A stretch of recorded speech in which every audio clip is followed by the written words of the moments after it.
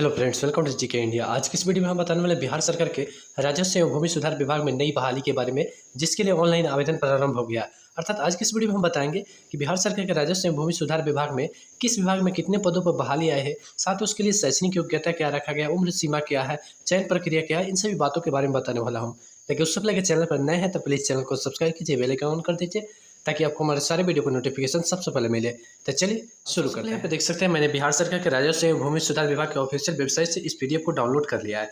और यहाँ पे देख सकते हैं राजस्व एवं भूमि सुधार विभाग में अब बहाली किस पद के लिए है, तो यहाँ पे देख सकते हैं संविदा आधारित अमीन के पदों के लिए। अब यहाँ पे संविदा का मतलब क्या होता है कि कुछ समय के लिए बहाली होता है, सरकार यहाँ पे कुछ समय के लिए बहाली करता है, उसके बाद यहाँ पे हटा देता है। लेकिन यहाँ पे सरकार को अगर फिर से रखने की इच्छा हो तो यहाँ पे चाहे तो रख सकता है, लेकिन कुछ कुछ ऐसी स्थिति भी आता है जहाँ पे परमानेंट भी कर दिया जाता है। जैसा कि आप सभी को पता ही होगा, वर्तमान समय में ओडिशा गवर्नमेंट ने 57,000 संविदा कर्मी, अर्थात वहाँ पे राज्य में 57,000 संविदा कर्मी थे, उन सभी को परमानेंट कर दिया गया। ठीक है, इस तरीके से संविदा आधारित में फैसिलिटी उपलब्ध होता है। ठीक है, अर्थात यहाँ पे अभी फिलहाल समझो कि कुछ समय के लिए होता है, लेकिन बाद में कई बार यहाँ पे होता है कि चुनाव जब आता है तो उस समय सरकार इसको परमानेंट भी कर देता है, लेकिन कई बार हटा भी देते हैं। जरूरी नहीं है कि सभी को कर देगा। तो यहाँ पे क्या है कि संविदा आधारित अमीन के पदों पर बहाली के लिए यहाँ पे विज्ञापन निकाला गया है। टोटल पदों पर बात करें तो यहाँ पे कितने पदों पर बहाली होगी, तो यहाँ पे देख सकते हैं 8,244 पदों पर, अर्थात यहाँ पे 8244 पदों पर बहाली होने वाली है। अब किस कैटेगरी से कितने सीटों की संख्या, तो यहाँ पे देख सकते हैं अनुसूचित जाति से यहाँ पे 1301, अनुसूचित जनजाति से 75, अत्यंत पिछड़ा वर्ग से 1422, यहाँ पे पिछड़ा वर्ग से 927, पिछड़ा वर्ग की महिला के लिए 282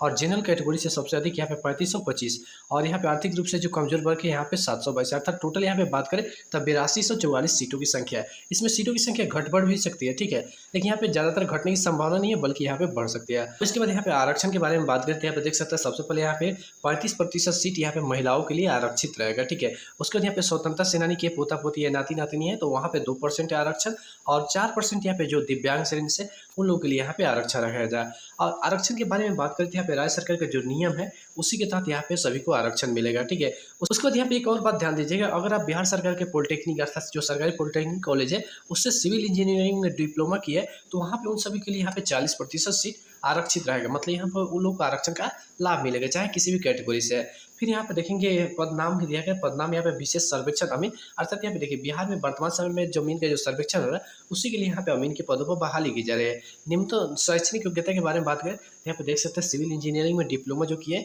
यहाँ पे आवेदन कर सकते हैं। उसके बाद मानदेय के बारे में बात करते हैं, यहाँ पे 31,000 प्लस में सैलरी दिखाया जा रहा है। साथ ही यहाँ पे एक और सुविधा दिया जा रहा है, जब आप बहाल हो जाएंगे उसके अगले 1 साल तक 4,000 रुपया प्रति माह आपको यहाँ पे रुपया मिलेगा। ठीक है, एक्स्ट्रा। अभी 4,000 रुपया किस लिए मिलेगा, तो इसके लिए जान लीजिए, आपको यहाँ पे अपना मोबाइल, लैपटॉप और यहाँ पे इंटरनेट के लिए दिया जाएगा। जी हाँ, यहाँ पे आपको राज्य सरकार यहाँ पे मोबाइल, लैपटॉप और इंटरनेट नहीं देगी, बल्कि उसकी जगह पर 4,000 रुपया प्रति माह 1 साल तक के लिए देगी।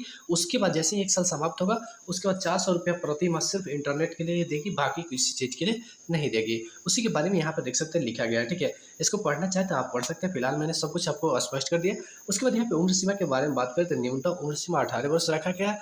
और यहाँ पे अगर जनरल कैटेगरी से है तो पुरुष के लिए यहाँ पे 37 वर्ष और यहाँ पे महिलाओं के लिए अर्थात जनरल कैटेगरी की जो महिला है उनके लिए 40 वर्ष। उसके बाद पिछड़ा वर्ग एवं अत्यंत पिछड़ा वर्ग के महिला पुरुष है सभी के लिए 40 वर्ष। अनुसूचित जाति जनजाति के है तो यहाँ पे 42 वर्ष। लेकिन यहाँ पे ध्यान दीजिए, अगर आप दिव्यांग श्रेणी से है तो यहाँ पे उम्र सीमा में और भी छूट दिया गया है। उसके बाद यहाँ पे नियोजन अवधि, नियोजन अवधि के बारे में अर्थात कितना दिनों के लिए जॉब होगा उसके बारे में यहाँ पे कहा जा रहा है। तो यहाँ पे देख सकते हैं स्पष्ट रूप से लिखा गया है कि मानदेय आधारित अर्थात संविदा के आधार पर जो बहाली होगी यह 31 मार्च 2024 तक के लिए होगी, अर्थात 31 मार्च 2024 तक के लिए बहाली होगी। उसके बाद यहाँ पे सरकार को अगर आवश्यकता पड़ेगी तो यहाँ पे रख सकता है, वरना हटा देगा। ठीक है, उसी के बारे में यहाँ पे कहा जा रहा है, अर्थात यहाँ पे संविदा 31 मार्च 2024 तक के लिए होगी। और यहाँ पे कितने लोगों को यहाँ पे बुलाया जाएगा, जैसे देखिए यहाँ पे जितना भी सीट है ना उससे 3 गुना अधिक सीटों पर। जी हाँ, मतलब यहाँ पे जैसे 8200 है ना, 8244, तो यहाँ पे क्या होगा, लगभग 24,000 अभ्यर्थियों को बुलाया जाएगा, मतलब यहाँ पे काउंसलिंग के लिए। ठीक है, और काउंसलिंग में सिलेक्शन किया जाएगा और काउंसलिंग में जितने लोगों का सिलेक्शन होगा उतने लोग से जॉब करवाया जाएगा। कुछ लोग यहाँ पे प्रतीक्षा सूची में भी रखा जाएगा। प्रतीक्षा सूची का मतलब होगा कि फिर इनमें से किसी को आवश्यकता पड़े, अर्थात राज्य सरकार को आवश्यकता पड़े तो वहाँ पर बुला सकता है, नहीं आवश्यकता पड़े तो नहीं भी बुलाएगा। उसका चयन प्रक्रिया का प्रोसेस क्या रखा गया है, अर्थात यहाँ पे सबसे पहले समझ लीजिए कि यहाँ पे कोई एग्जाम नहीं होने वाला है। ठीक है, और चयन प्रोसेस कैसे होगा, तो चयन प्रोसेस के बारे में यहाँ पे देख सकते हैं लिखा गया, मैट्रिक एवं डिप्लोमा डिप्लोमा में प्राप्त प्रतिशत प्राप्तांक के आधार पर मैट्रिक के लिए अधिकतम 10 अंक का वेटेज और डिप्लोमा में अधिकतम 90 अंक का वेटेज के आधार पर मेधा सूची का चयन किया जाएगा। ठीक है, अर्थात जैसे यहाँ पे उदाहरण के तौर पर समझ लीजिए, यदि किसी अभ्यर्थी के मैट्रिक में 80% एवं डिप्लोमा में 70% अंक प्राप्त है तो ऐसी स्थिति में मैट्रिक वेटेज, अर्थात यहाँ पे देखिए जैसे मान लीजिए मैट्रिक में उनको 80% प्राप्त हुआ है तो यहाँ पे क्या होगा 80 गुना और यहाँ पे 10% का वेटेज, अर्थात मैट्रिक के लिए 10% का वेटेज है तो यहाँ पे 10/100 कर दिया जाएगा। ठीक है, तो यहाँ पे देखिए 0 से 0 कट गया, कटेंगे तो कितना आएगा 8 अंक का आएगा। ठीक है, अर्थात यहाँ से मैट्रिक से 8 अंक लिया जाएगा।